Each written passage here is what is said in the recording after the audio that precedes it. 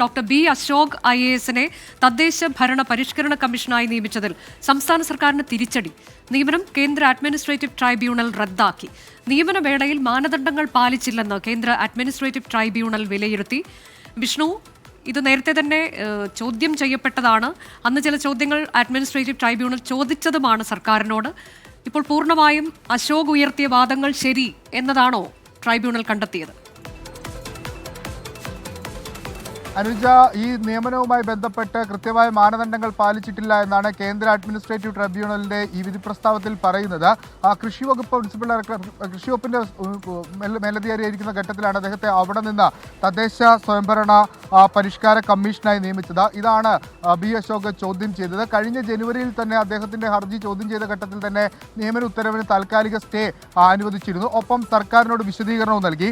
സർക്കാർ ആ ഘട്ടത്തിൽ വിശദീകരിച്ചത് ഇങ്ങനെയാണ്: നിയമനം സംസ്ഥാന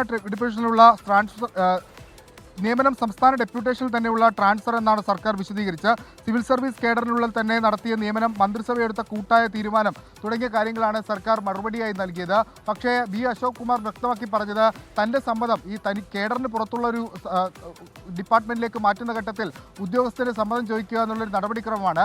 ആ നടപടിക്രമം ഇവിടെ പാലിക്കപ്പെട്ടില്ല.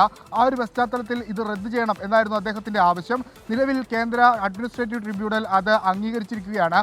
ഒരു തരത്തിലുള്ള മാനദണ്ഡങ്ങൾ പാലിക്കാതെയാണ് ബി അശോക് കുമാറിനെ ഇത്തരത്തിൽ തദ്ദേശ സ്വയംഭരണത്തിന്റെ പരിഷ്കരണ കമ്മീഷനായി നിയമിച്ചതെന്നുള്ളതാണ് നിലവിൽ ഈ ഉത്തരവിൽ ചൂണ്ടിക്കാണിച്ചിരിക്കുന്നത്. സർക്കാരിനെ സംബന്ധിച്ചിടത്തോളം ഒരു തിരിച്ചടിയായി ഇതിനെ കണക്കാക്കുകയും ചെയ്യാം. Anuja, doctor B Ashok IAS തദ്ദേശ ഭരണ പരിഷ്കരണ കമ്മീഷനായി നിയമിച്ചതിലാണ് ഇപ്പോൾ ആ നിയമനം കേന്ദ്ര അഡ്മിനിസ്ട്രേറ്റീവ് ട്രൈബ്യൂണൽ റദ്ദാക്കിയത്. സംസ്ഥാന സർക്കാരിനെ സംബന്ധിച്ച് വലിയ തിരിച്ചടിയാണിത്.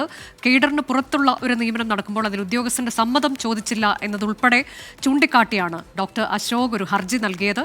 ഇപ്പോൾ ആ നിയമനം റദ്ദാക്കിയിരിക്കുന്നു. മാനദണ്ഡങ്ങൾ പാലിച്ചില്ല എന്നുള്ളതാണ് കേന്ദ്ര അഡ്മിനിസ്ട്രേറ്റീവ് ട്രൈബ്യൂണലിന്റെ വിലയിരുത്തൽ.